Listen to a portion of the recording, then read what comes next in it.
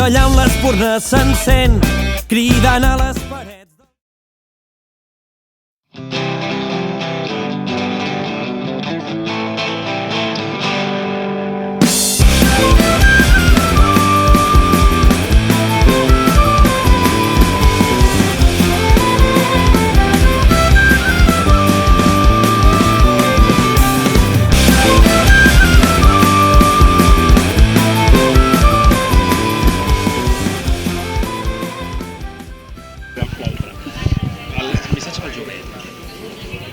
Doncs, com va dir Simón Bolívar, la meva manera de dir és fer.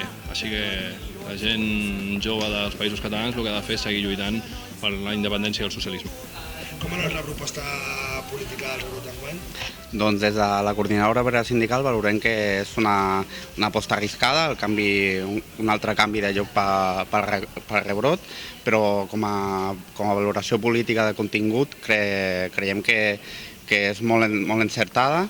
Visualitzar també lluites arreu del territori, arreu dels països catalans, una visió nacional. Jo he participat en la xerrada que acabem de fer ara. Jo crec que en aquest sentit Arran s'ha superat o ha superat altres formats anteriors del Rebrot respecte a l'obertura ideològica de la xerrada, que enguany jo crec que ha intentat aplegar a molts més aspectes que fins ara no havia fet, i això ho valoro com a molt positiu. I pel jovent organitzat, i el jovent que diríem no és ara que comença a obrir consciència en el moment de la crisi, sinó que ja porta anys fent-ho, jo crec que heu de tenir les dues coses. Paciència, i paciència vull dir, perquè el que no es pot fer és forçar els ritmes, i un altre és aquesta persistència. En el debat aquest que hem participat en aquesta xerrada ha sigut una oportunitat molt bona per compartir punts de vista de l'esquerra transformadora radical,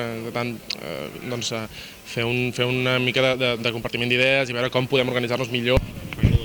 Em sembla més que bo, em sembla necessari, em sembla imprescindible que les lluites sectorials es vagin agrupant, que hi hagi cada cop més unió amb el tema de la lluita. Hi ha una agressió del neoliberalisme que s'està veient en el món laboral, s'està veient en els drets socials, com les pensions i també en els serveis públics, i ara més necessari que mai aturar tota aquesta ofensiva neoliberal. Des d'una perspectiva completament rupturista, planteja que l'oci no és només oci, sinó que també necessita de la formació i d'espais on ens puguem trobar totes, i sobretot un lloc d'unió de tots els països catalans i de tot el jovent i no tan jovent, que com hem vist avui per exemple també han assistit a aquesta xerrada i també s'han pogut formar i viure aquestes experiències conjuntament.